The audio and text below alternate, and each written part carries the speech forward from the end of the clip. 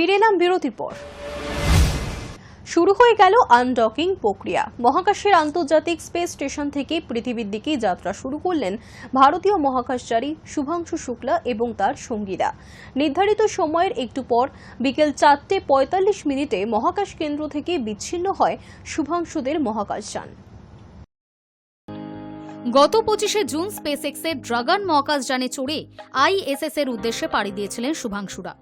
তার সঙ্গে গিয়েছেন অ্যাক্সিয়াম 4 এর ক্রু কমান্ডার পেগি উইটসন, মিশন বিশেষজ্ঞ স্লাউস উজানস্কি ভিজনিউস্কি এবং টিবর কাপুর। 18 দিন মহাকাশে কাটানোর পর সোমবার তাদের ফিরতি যাত্রা শুরু হলো। আন্তর্জাতিক মহাকাশ কেন্দ্রে আগেই বিদায় সংবর্ধনা দেওয়া হয়েছিল শুভাংশু এবং তার সঙ্গী 3 মহাকাশচারীকে। সেই সময় রাকেশ শর্মার উক্তির রেস ধরে শুভাংশু বলেছিলেন, ভারত আজও সারে জাহাসে আচ্ছা। নাসা জানিয়েছে ISS থেকে আলাদা হওয়ার পরেই শুভাংশুদের ক্যাপসুল পৃথিবীর দিকে এগোতে শুরু করবে। এই সময় ক্যাপসুলের গতি কমানোর জন্য একবার রকেট নিক্ষেপ করা হবে। একে বলে রেট্রোগ্রেড বার্ন। মহাকাশযানটি যাতে নিরাপদে নির্বিঘ্নে পৃথিবীর মাধ্যাকর্ষণে প্রবেশ করতে পারে তা নিশ্চিত করে এই রেট্রোগ্রেড বার্ন। পৃথিবীর বায়ুমণ্ডলে প্রবেশের সঙ্গে সঙ্গেই শুভাংশুদের ক্যাপসুল তীব্র তাপ এবং ঘর্ষণের সম্মুখীন হবে।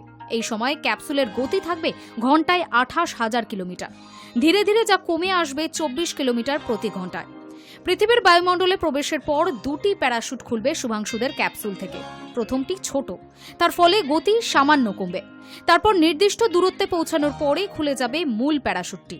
নাসা জানিয়েছে, যদি আবহাওয়া অনুকূল থাকে ক্যালিফোর্নিয়ার উপকূলে প্রশান্ত মহাসাগরের মাঝে ধীরে ধীরে নামবে শুভাংশুদের ক্যাপসুল। সমুদ্রে অবতরণের পর স্পেস এক্সের একটি দল দ্রুত পৌঁছাবে শুভাংশুদের ক্যাপসুলের কাছে। ক্যাপসুলকে তারা তুলে নেবে জাহাজে। তারপর সেখানেই একে একে বেরিয়ে আসবেন নভোশ্চরেরা। High news network. শহীদ দিবসকে কেন্দ্র করে ফের উত্তপ্ত জম্মু ও কাশ্মীর। মুখ্যমন্ত্রী ওমর আবদুল্লাহ আগেই অভিযোগ করেছিলেন গৃহবন্দী করা হয়েছে তাকে। এবার পুলিশের সঙ্গে রীতিমতো হাতাহাতি করে পাঁচিল টপকে শহীদদের কবরস্থান মাজার-ই-শুহাদায় প্রবেশ করলেন ওমর। ঘটনাকে কেন্দ্র করে গর্জে উঠেছে জম্মু এবং কাশ্মীরের পুলিশ বাহিনী। শহীদ দিবসকে কেন্দ্র করে ফের উত্তপ্ত জম্মু ও কাশ্মীর। মুখ্যমন্ত্রী ওমর আবদুল্লাহ আগেই অভিযোগ করেছিলেন গৃহবন্দী করা হয়েছে তাকে। এবার পুলিশের সঙ্গে রীতিমতো হাতাহাতি করে পাঁচিল টপকে শহীদদের কবরস্থান মাজার-ই-শুহাদায় প্রবেশ করলেন ওমর। শহীদদের শ্রদ্ধা জানানোর পর কেন্দ্রের পুলিশ বাহিনীর বিরুদ্ধে গর্জে উঠলেন তিনি। উপত্যকার এই গোটা ঘটনায় মোদী সরকারের বিরুদ্ধে নিন্দায় সরব হয়েছেন বাংলার মুখ্যমন্ত্রী মমতা বন্দ্যোপাধ্যায়। 1931 সালের 13 জুলাই তৎকালীন মহারাজা হরি সিংয়ের সেনার গুলিতে 22 জন কাশ্মীরি আন্দোলনকারীর নিহত হওয়ার দিনটিকে শহীদ দিবস হিসেবে পালনের রেওয়াজ রয়েছে জম্মু ও কাশ্মীরে। 2019 সালের 5ই আগস্ট জম্মু ও কাশ্মীর রাজ্যের বিভাজন ঘটিয়ে 2টি কেন্দ্রশাসিত অঞ্চল গঠন তথা 370 অনুচ্ছেদ রদের পর নরেন্দ্র মোদী সরকার শহীদ দিবসের ছুটি বাতিল করেছিল। এবার নির্দিষ্ট দিনটির আগেই উপত্যকার লেফটেন্যান্ট গভর্নরের তরফে জানানো হয়েছিল শহীদ দিবস পালন করা যাবে না। শহীদদের কবরস্থান মাজার-ই-শুহাদায় প্রবেশেও নিষেধাজ্ঞা জারি হয়। প্রশাসনের কাছে ওই কবরস্থানে প্রবেশের অনুমতি চাওয়া হলে তা খারিজ করে প্রশাসন। এতেই ক্ষিপ্ত হন কাশ্মীরের মুখ্যমন্ত্রী। এই অবস্থায় প্রশাসনের নিরাপত্তা বাহিনীর নজর এড়িয়ে সকালে মাজার-ই-শুহাদার সামনে উপস্থিত হন মুখ্যমন্ত্রী। তাকে বাধা দেওয়ার চেষ্টা করে নিরাপত্তা বাহিনী। ওমরের সঙ্গে রীতিমতো হাতাহাতি হয় নিরাপত্তা বাহিনীর। এই অবস্থায় পাঁচিল টপকে শহীদদের কবরস্থানে প্রবেশ করেন তিনি। জুতো হাতেই কবরস্থানে পৌঁছে সেখানে শহীদদের শ্রদ্ধা জানান। जब आहिस्ता आहिस्ता गेटें खुलना शुरू हुई और मैंने कंट्रोल रूम को बताया कि मैं यहां आना चाहता हूं फातिहा पढ़ने के लिए, मिनटों के अंदर अंदर मेरे गेट के बाहर बंकर लगा और रात के 12-1 बजे तक उसको हटाया नहीं गया। आज मैंने इनको बताया ही नहीं, बिना बताए मैं गाड़ी में बैठा और इन्होंने इनकी बेशर्मी देखिए। आज भी इन्होंने हमें यहां तक रोकने की कोशिश की। এদিকে গোটা ঘটনার ভিডিও সোশ্যাল মিডিয়ায় ভাইরাল হওয়ার পর ওমর আবদুল্লাহর পাশে দাঁড়িয়ে কেন্দ্রীয় সরকারের ভূমিকার তীব্র নিন্দা করেছেন বাংলার মুখ্যমন্ত্রী মমতা বন্দ্যোপাধ্যায়। এক্স হ্যান্ডেলে তিনি লেখেন, কেউ যদি শহীদদের শ্রদ্ধা জানাতে চান তাতে সমস্যা কোথায়? এই ঘটনা অত্যন্ত দুর্ভাগ্যজনক। নাগরিকদের গণতান্ত্রিক অধিকার কেড়ে নেওয়ার শামিল। আজ সকালে নির্বাচিত মুখ্যমন্ত্রী ওমর আবদুল্লার সঙ্গে যে দুর্ব্যবহার করা হয়েছে তা মেনে নেওয়া যায় না, অত্যন্ত লজ্জাজনক এটি। Hi news network. গাজায় জল খাওয়ার লাইনেও ক্ষেপণাস্ত্র হামলা ইসরায়েলের, হত একাধিক শিশু। যান্ত্রিক ত্রুটি দাবি ইসরায়েলি সেনার। স্থানীয় বাসিন্দাদের বক্তব্য, রবিবার গাজায় অনেক পরিবার প্রায় 2 কিলোমিটার পথ হেঁটে জল নেওয়ার লাইনে দাঁড়িয়েছিল। স্থানীয়দের দাবি, ক্ষেপণাস্ত্র হামলার সময় লাইনে দাঁড়িয়েছিল 20টি শিশু।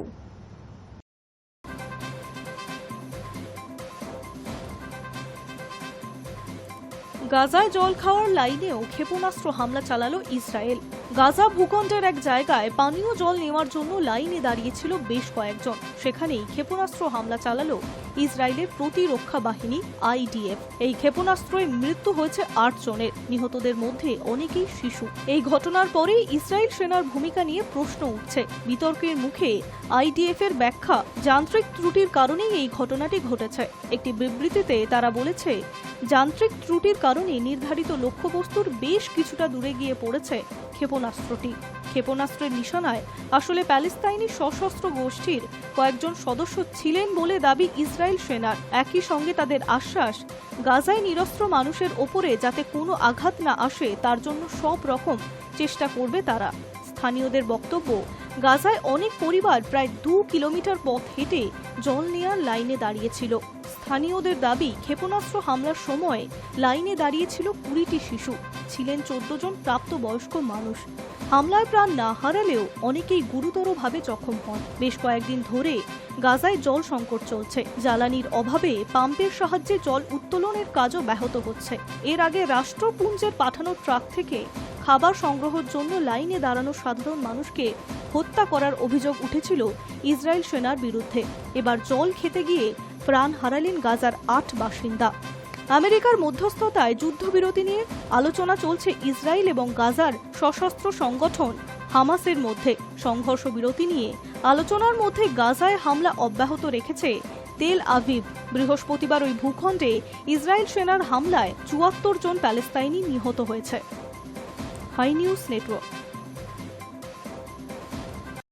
জোরালো ভূমিকম্পে ইন্দোনেশিয়ার তামিম্বা দ্বীপপুঞ্জে কম্পনের মাত্রা প্রায় 7, তবে নেই সুনামির সতর্কতা।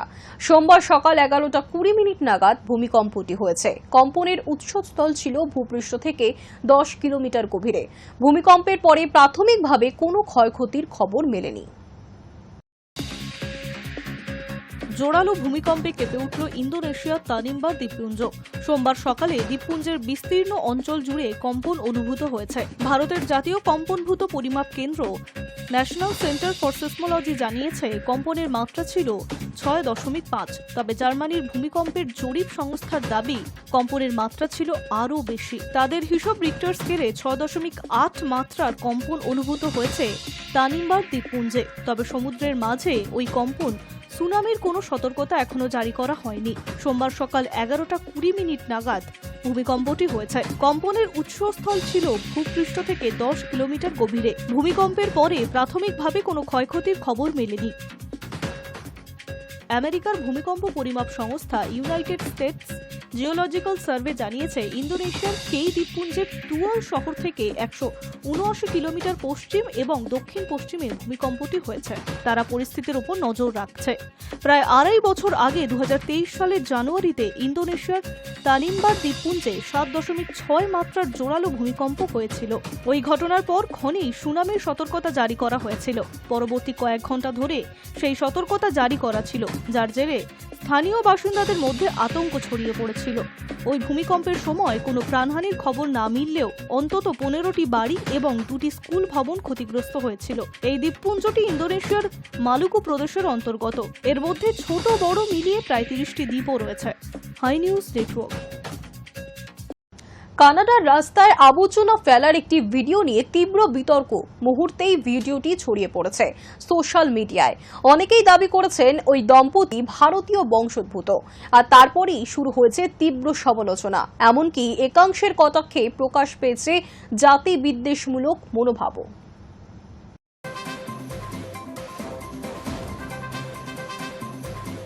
ভাইরাল হওয়া ভিডিওতে দেখা যাচ্ছে কানাডায় রাস্তার ধারে গাড়ি দাঁড় করিয়ে এক দম্পতি প্লাস্টিক ব্যাগ খুলে কিছু ফেলছেন।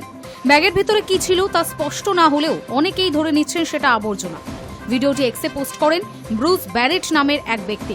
ক্যাপশনে তিনি লেখেন, ওরা ভারতকে শেষ করেছে কিন্তু কানাডাকে শেষ করতে দেওয়া যায় না।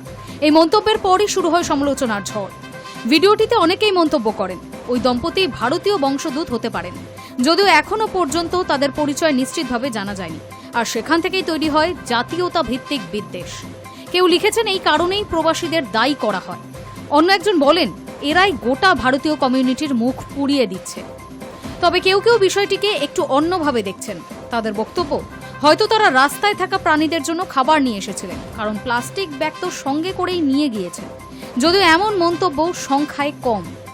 একাধিক সোশ্যাল মিডিয়া ব্যবহারকারী ভিডিওটি শেয়ার করে সরাসরি ভারতীয়দের বিরুদ্ধে কটূক্তি ছুড়ে দেন। কেউ লেখেন ভারতীয়রা কানাডাকে নষ্ট করছে, আবার কেউ লেখেন এই জন্যই ভারতীয়দের নিয়ে এত অভিযোগ। এই ধরনের মন্তব্য নিয়েই উদ্বিগ্ন সোশ্যাল মিডিয়ার অনেক ব্যবহারকারী।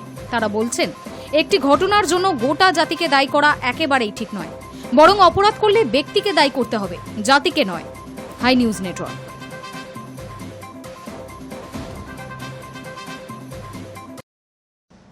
নিউজ টুডে এখনকার মতো এই পর্যন্তই। দেখতে থাকুন হাই নিউজ, নির্ভীক নিরপেক্ষ।